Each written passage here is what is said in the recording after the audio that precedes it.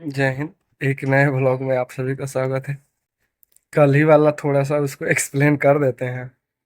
जैसे सुबह होता है ना, तो जरूरी नहीं कि हम ही ईश्वर का सजदा करें, प्रार्थना करें, भजन कीर्तन का वो चालू करें।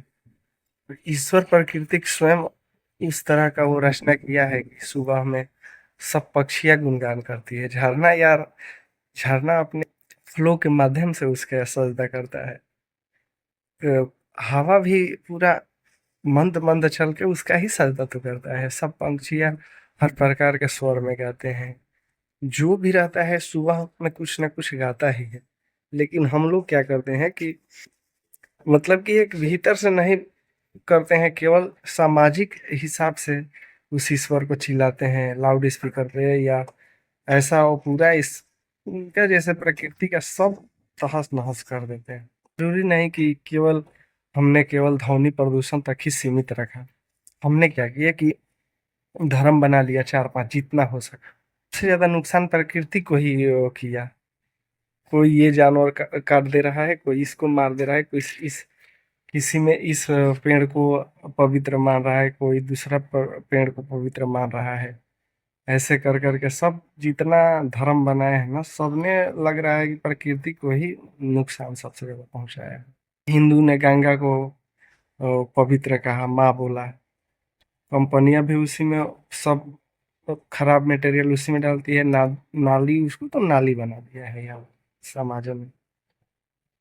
और पीपल पहले जैसे हमें लगता है ना कि पूजन शब्द जोड़ता था कि लोग इससे डरे, इसका सेवा करे, इसका रक्षा करे, शायद इसलिए पूजन शब्द जोड़ा गया था कि पीपल का पूजा करना, नदियों का पूजा करना। मतलब ये पूजन का अर्थ ये ना था कि सिंदूर चढ़ाया जाए, कपड़ा डाला जाए, किसी का अंतिम संस्कार में वो डाला जाए। पूरा नदी का हम लोग वो कमाने के लिए कंपनी वाला क्या करता है, पूरा गंगा नदी में सब कुछ खराब डाल देता है और पूरा जंगल काट देता है।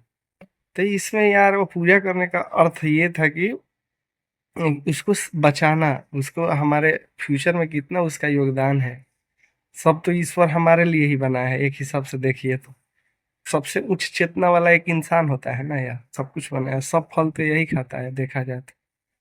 लेकिन होता नहीं है ना। जैसे सुअर जो है ना, वो पूरा दुनिया में हर फ्रूट से है, लेकिन वो खाएगा क्या? वो दूसरा चीज ही खाएगा। उसी प्रकार इंसान यार इतना सब फल फ्रूट से है, ईश्वर ने क्या क्या नहीं दिया इंसान को खाने के लिए, लेकिन ये तो मार कर ही खाएगा। तो कौन समझाए यार, लॉ ऑफ कर्मा तो समझना चाहिए कि किसी को मार कर खा रहे हो तो 101% तुम्हें उसका भी चुकाना पड़ेगा कहीं ना कहीं यार।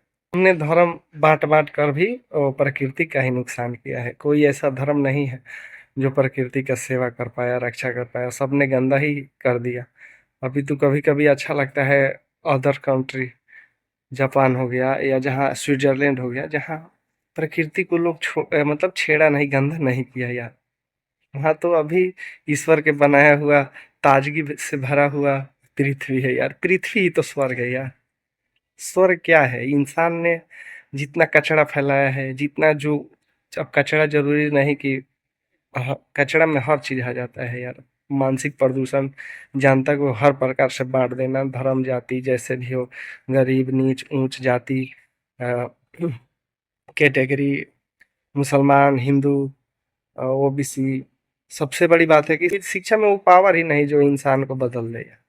इंसान पूरा पढ़ा लिखा है, आप स्वार्थी है, जातिवादी है, तो क्या वो शिक्षा में थोड़ी है? शिक्षा ही इस भारत का खराब है तो जड़ ही खराब है, तो कौन कोई? इसीलिए सब तो बलात्कार, रेप, सब मर्डर सब हो रहा है। सब जब आदमी सभ्य नहीं बनेगा तो कहाँ से हम अपेक्षा करेंगे?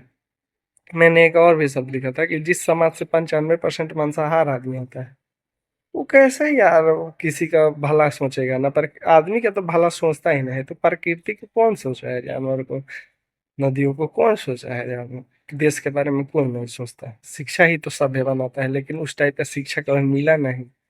हमने देश को ही अलग समझ लिया, देश को ही दुश्मन समझ लिया, नदियों को ही दुश्मन समझ लिया, पक्षियों को ही। बोलता है कि अगर हम नहीं खाएंगे तो इसका जनसंख्या बढ़ जाएगा। अरे भाई, कुत्ता और बहुत, इंसान को भी तुम नहीं खा रहा है ना? इंसान को भी खाना यार, इसका भी तो जनसंख्या 18 हो गया। तो पिता और बहुत कुछ है यार। पिता को आप खा रहे हैं।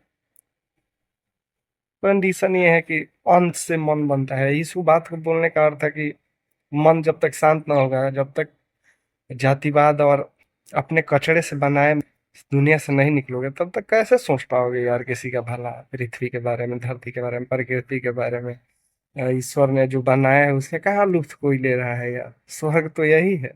देखो ना, प्रकृति का झरना, कभी ख्याल से देख लेना किसी पंछियों को, वृक्षों को, समझ में आ जाएगा ईश्वर ने किस लेवल तक क्या बनाया है। यही स्वर्ग है यार। यहाँ पंछियाँ उड़ रहा है, झरना बह रहा है, नदियाँ बह रहा है, हवा भी है, पानी भी है, दूध भी है, शहद भी है, सब कुछ है यार। यही स्वर्ग है। और ये नहीं कि मरने के बाद स्वर्ग, कोई स्वर्ग नहीं है मरने के बाद, याद रखना भाई।